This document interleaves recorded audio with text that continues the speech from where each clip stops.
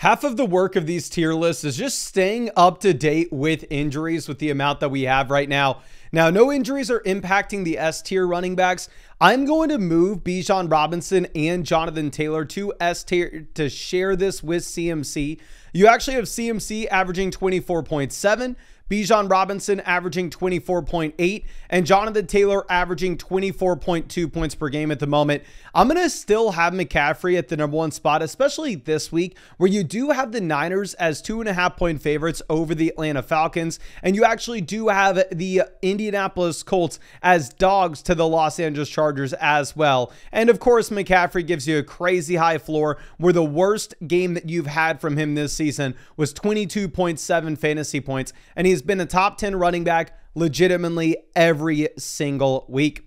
Now we can move over to A tier, and my running back one on my own fantasy team is Josh Jacobs. So maybe you say I'm a little bit biased here for having Josh Jacobs ranked this highly, but my thing is at this point with Jacobs, he's averaging almost 21 points per game. If you look at the utilization over his past 3 games played, you have everything you would want to see from a rushing perspective as well as a receiving perspective. Over the last 4 games, he's averaging about 20 carries per game. Then you go ahead and over the past 3 games, he's actually sitting up there with a total of 18 targets and averaging over 50 receiving yards per contest. And you throw in the fact that with Josh Jacobs and dating back to week 8 last season, he's also averaging almost a touchdown and a half per game. So I have no concerns with Josh Jacobs at this point. He's playing at Arizona here, where the current spread in this game as well is actually sitting at about 5 points. So the Green Bay Packers should be able to run the ball. Now, currently the team that projects to score more points than any other one in the league this week is going to be the Detroit Lions. We have Jahmyr Gibbs here at 5. Now, what's very interesting with Gibbs is despite Detroit being phenomenal so far this year, he's actually only averaging 17.2 points per game. If you actually look at the receiving involvement, it's kind of fallen off a cliff, where his best game this season, he gave you 33 receiving yards in that department. We go over and we look at the rushing. He's only had 2 games with more than, say, 15 carries.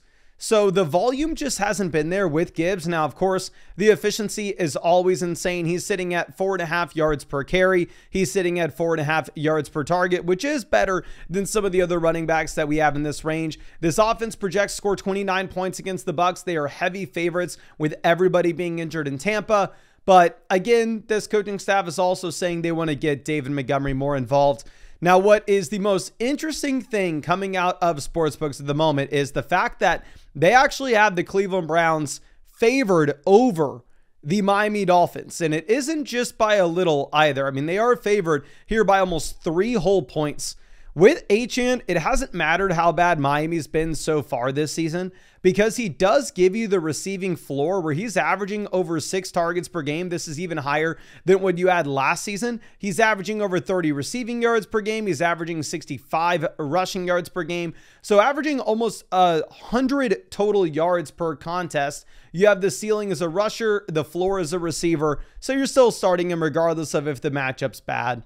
Now, our next running back will be Javonte Williams. Javonte came through, played more snaps than ever this past week with no Miles Sanders in here. Now, what's very interesting is if we are looking at Javonte, he's actually still sitting as the RB6 in points per game so far this season. So despite him falling flat this past week, his season-long numbers still look phenomenal. The usage is still great. He had 8 targets a week ago. Now with those 8 targets, he had 5 receiving yards, but still, if I like the usage, I like the game environment where right now, this game, I want to say, has an over-under of like almost 55 points. This projects to be a higher scoring game than any projection we've seen so far this year. Now we can move over to Kyren Williams. With Kyren, always a super stable projection. He's actually one of the few players that actually has a projection out there right now on Underdog Fantasy. They currently have him higher, lower, 66.5 rushing yards this week. Now, this week, he is going to be going up against the Jacksonville Jaguars. And if we actually look at this setup, the Los Angeles Rams with no Puka Nacua, I would imagine actually lean on the run a little bit more. And at the same time, against Jacksonville, they are favored in this game by about 3 points. So I actually wouldn't mind going higher than 66.5 rushing yards for Kyren Williams in this game. Looking at his game log so far this year, if you're actually looking at fewer than 65 rushing yards in a contest, he's only had one, and that was this past week against the Baltimore Ravens. But you can find that link to Underdog Fantasy in the description as well as the comment section. Underdog Fantasy is available in almost every single state, and they're at the very top of the App Store right now. A big reason is they are running insane promos. If you sign up with code FLOCK, you are going to get $100 added to your account after you play your first 5. Plus, you're going to get a free pick for the Thursday night game, which is going to be Jalen Warren, higher, lower, half a total yard. We'll talk about Warren later in this video. Underdog Fantasy is available in almost every state, and you can find that link in the description and comment section. Code FLOCK will also get you free questions that you can ask me in the live streams, and we're streaming every single day. Now, going over to Saquon Barkley, he is my second running back on my own fantasy team. He's been extremely disappointing so far this season. He's sitting as the RB 15 in points per game. He's averaged about 15 points per contest. Now, of course, he's done this with no ceiling whatsoever. The big plays haven't been there for Barkley. He's averaging 3.4 yards per carry, which is the lowest mark we've seen through his entire NFL career. This offensive line doesn't look like it's one of the best in the league. This is a tough matchup playing in Minnesota.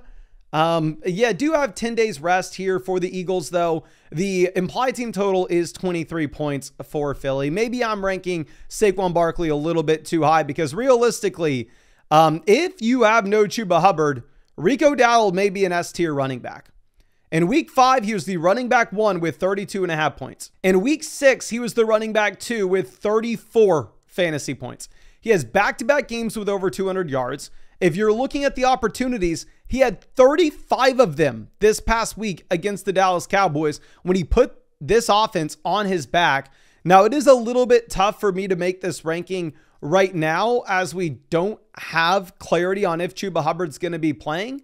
But realistically, the Panthers actually project well against the Jets here. The Jets are a team that's just kind of throwing in the towel. The Panthers are favored in this game. If Hubbard does play, Dowdle will probably move down the ranks. If Hubbard is ruled out, he may move up. Now, Quinshon Judkins was horrendous last week. Quinshon Judkins, 3.6 fantasy points. And realistically, y'all know, I mean, we have been a little bit hesitant on Judkins, just given the fact that he's a first and second down running back in one of the league's worst offenses. And we can assume that this offense probably has to throw the ball a considerable amount because they will be trailing. But not this week. This is one of the only weeks this entire year where you are going to see the Cleveland Browns favored in this game. You have an implied team total of 21 points here for Cleveland. The Miami defense is garbage. Let me go through and let me show you what every running back has done against the Miami Dolphins. Let's start over the past month, and then we can look even beyond that if this is going to prove a pretty damn good point for me. So this past week against the Chargers, you actually had Kamani Vidal coming through with 124 rushing yards off of 18 carries. I'm sure most of y'all didn't even know who Vidal was 2 weeks ago. Then we can go ahead and look at the week prior where you had Rico Dowdle with 206 rushing yards. Let's go the week before that where you actually had the New York Jets able to put up 21 points, and you had Breece Hall with 81 rushing yards and 30 receiving yards for a total of 110. We can go the week before that where James Cook goes for 108 rushing yards and the rushing touchdown. The week before that, Ramondre Stevenson had 130 total yards. The week before that, you had Jonathan Taylor with 98. Every single week, a running back against the Dolphins is almost guaranteed to come through and at least give you 100 yards. So this matchup, against Miami is the best thing you could ever ask for Judkins. He is an easy slam. And then Rachaad White's going to be a super easy start as well, as he always is when you have no Bucky Irving. Bucky Irving has effectively already been ruled out this game. Rachaad White had 18 opportunities 2 weeks ago against Seattle. He had 20 opportunities this past week against the Niners. And Baker Mayfield's elevating this offense where they have an implied team total of 23.5 points despite everybody being out weapons-wise. I will say they are heavy dogs in this game, but Rachaad White can still get there because obviously he can catch the ball. Now let's go over to my running back 3 on my team. This is who I'm going to put in the first flex spot on my team this week. It is going to be Travis Etienne. So this is a Europe game, so there is that uncertainty with it. If you're looking at the implied team total, you have about 21.5 points. If we're looking at the spread on this game, you currently do have the Rams favored by about a field goal. Obviously, you've had a lot of uncertainty with how these Europe games have played out. It is encouraging to see that Travis Etienne over the past 2 weeks has had 9 total targets out of the backfield, but the rushing involvement's gone away. Now, of course, that has a lot to do with just what happened this past week against the Seattle Seahawks, where they lose this game. So you see the passing attempts going up for Trevor Lawrence, but you're still getting ETN with a consistent 15 plus opportunities. And it's not like this is the worst game environment in the world. And then Cam Scatterbo will be the RB4 on my team. This is who I'm going to have in the second flex spot. And this is why I am currently sitting at 5-1. And now my next 2 games, I get to play the worst teams in my league. So about to be 7-1 in the Flock League. Loving life. But with Scat coming off a game where he scored 31 points, looking over the past 3 weeks, he's had 27, 22, and 21 opportunities. So you're getting 20 opportunities a week. He's the RB11 right now in points per game. My only hesitation with him is it is a really tough matchup going up against the Denver Broncos, where you actually do have the Giants projected to be the lowest scoring offense in the league this week, and it's not even that close either. Now, the Jets actually project to score 4 more points than the New York Giants. If we're going to look at Breece Hall, you have him coming through, posting on Instagram saying, "Somebody save me, get me out of here." You can't blame them. The New York Jets are obviously historically one of the worst organizations in the entire NFL. And based off what happened this past week, it does seem like they're falling apart. But you get a good matchup against the Carolina Panthers, where you have an implied team total over 20 points for the Jets. So, I mean, if he was going to bounce back, it would kind of be in this game, especially if they want to feature him to trade him. Now, DeAndre Swift will be our next name. If we're looking at Swift, the Bears are heavily favored against the New Orleans Saints. I actually picked up the Chicago Bears defense myself to stream. You actually have the Bears favored by about 5.5 points. DeAndre Swift's the RB14 in points per game so far this season as well. You've had a very consistent role as a receiver and a rusher. Now, Ja'Cory Krosky-Merritt is in the best game environment you could possibly ask for. You actually had this Dallas Cowboys defense this past week allowing over 200 total yards to Rico Dowdle, and you had the Panthers giving Dowdle the ball 35 times. Ja'Cory Krosky-Merritt comes through, and he has his best game of his NFL career from an opportunity perspective, but it didn't work out perfectly well. You did have a total of 3.6 yards per carry. I know for whatever reason, the announcers love Bill Krosky-Merritt more than anything else on the planet. Every single play, they're just going, "Oh my God, look at this kid. Let me talk about this kid. Let me talk about this." I don't know what is the deal with the exact hype here, but everybody loves him. He just simply does not get involved as a receiver at all. He has 1 game with more than 10 receiving yards so far this season. And he fumbled twice. Obviously, I don't know if you want to give that last fumble on him or Jaden Daniels, but regardless, maybe you have ball security concerns. But you're going to throw it all out the window, every little concern that you have, because as of now, he has the workload. It's the best matchup you could possibly ask for. And the Commanders have an implied team total of 28.5 points, and they are only projected behind the Detroit Lions in total points in this slate. Now, going over to Ashton Jeanty. Jeanty was obviously much, much higher in my rankings last week. Last week, he got to play the Tennessee Titans. Not sure if you've heard, but the Titans aren't a good football team. This week, he has to play the Kansas City Chiefs. And right now, if you're looking at the implied team total here, you have the Raiders at 16.5 points, which is only ahead of the New York Giants with projections this week. And you actually have the Kansas City Chiefs with an implied team total of 29 points, which is right up there with the Detroit Lions and the Washington Commanders. So the spread on this game is almost 2 touchdowns. It's going to be very difficult for the Raiders to run the football. Even if Ginty is going to be in a much better spot coming out of the bye week in weeks 9, 10, 11, 12, 13, 14, pretty much every week that you don't have to play the Chiefs. This is just the one week I'm not excited. Now, going over to our next tier, we are going to have J.K. Dobbins. With Dobbins, the floor is pretty low because he's a touchdown or bust running back. The reason he's a touchdown or bust running back is he gives you literally nothing as a receiver. He has not had a single game this year with more than 10 receiving yards. So you're going to have the first and second down involvement for the Denver Broncos. You would want that to be in a game in which the Broncos can effectively move the ball down the field, effectively run it. And they are about touchdown favorites here at home against the New York Giants. So it should be a decent spot. Jordan Mason didn't look good over the past few weeks. Like from an efficiency perspective, I know on paper it's just fine. But even though he is getting 60% plus of the snaps every single week, like the target volume isn't necessarily there. He's only had one game finishing inside the top 20 running backs on the slate. And I mean, this is a tougher matchup going up against the Philadelphia defense, who has 10 days rest and potentially has players coming back healthy. So I'm a little bit concerned with Jordan Mason here. Implied team total 20.5 points for the Vikings, and they are dogs in this game. Now, Alvin Kamara getting squeezed from a couple ends. Miller continues to have more and more work as a rusher. And now you have Taysom Hill back, where Taysom Hill is getting opportunities at the goal line. And Alvin Kamara over the past month is averaging about 10 points per game. So in a full PPR format, the reception volume is going to keep him afloat a bit. You do have an implied team total of 21 points here for the New Orleans Saints, which is actually well ahead of what we have with some of these other offenses, such as the New York Giants and such as the Las Vegas Raiders. Now, Kamani Vidal comes through and he has 22 opportunities against the Miami Dolphins. Now, again, the Miami Dolphins rush defense may be one of the worst rush defenses in the entire league. So I don't want to sit here and say like, oh, this is everything, that we know he is goated. We know he's going to be printing 20-point weeks, even against a team like the Indianapolis Colts. That's not the case. What we do know is he clearly is the lead running back for the time being for the Los Angeles Chargers, while at the same time, you have an implied team total of 25 points here for the Chargers. So reasonably, you do have some touchdown upside in a running back that will catch the ball.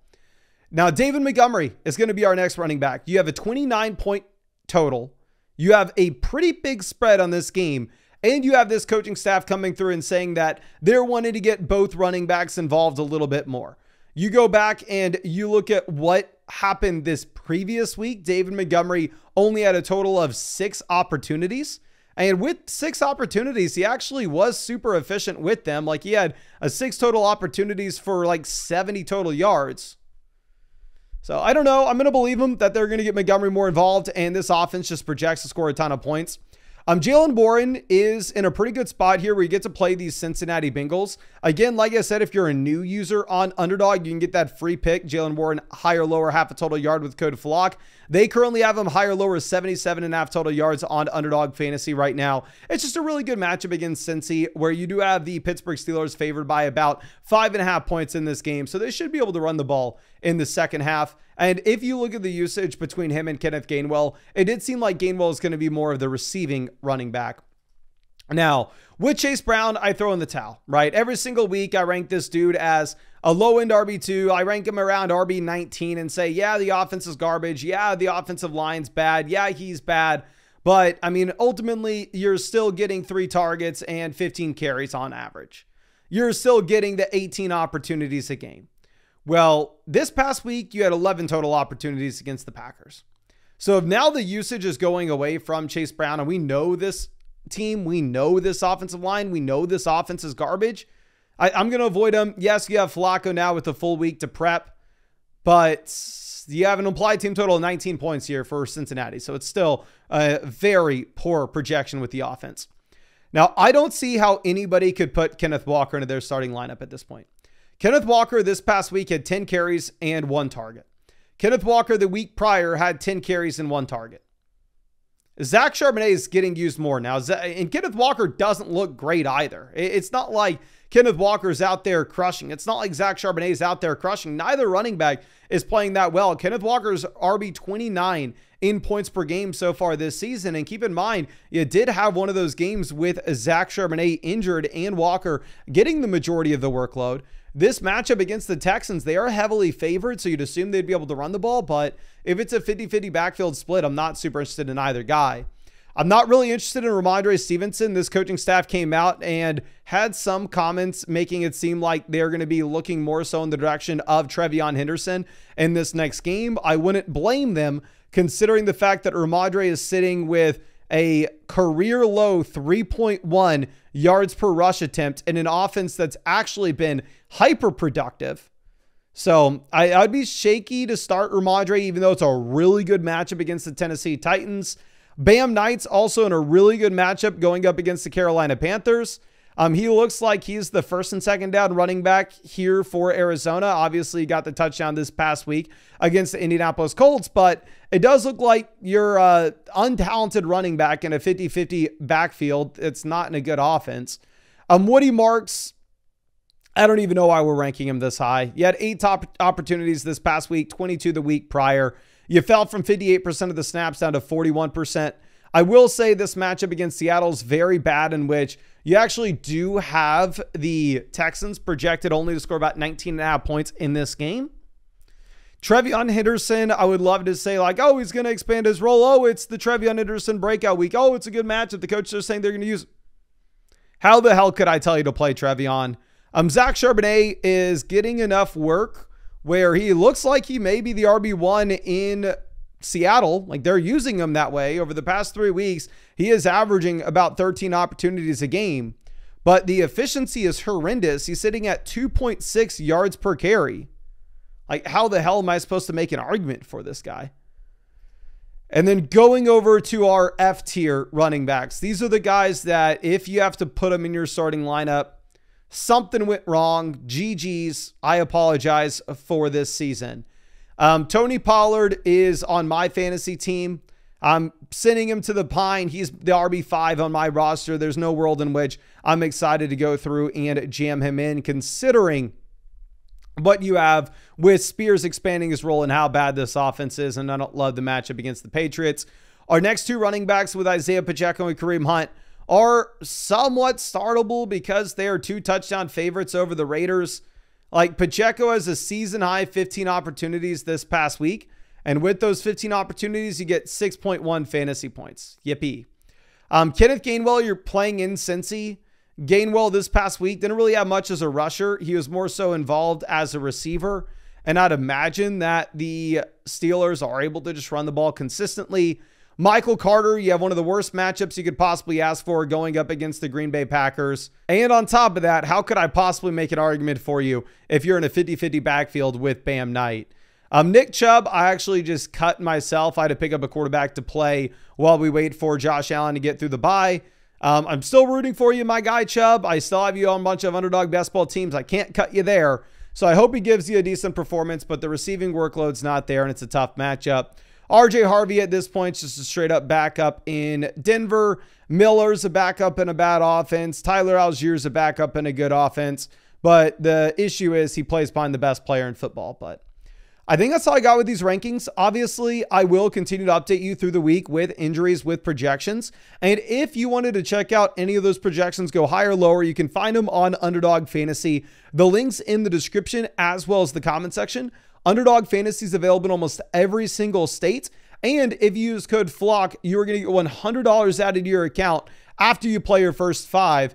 And on top of that, you'll get a free Jalen Warren pick, higher or lower half total yard for the Thursday night game. Plus, you'll get free questions that you can ask me in the live streams. And I'm live streaming every single night until Christmas. But I really appreciate you. And I really hope I get to see you out with the live stream later tonight.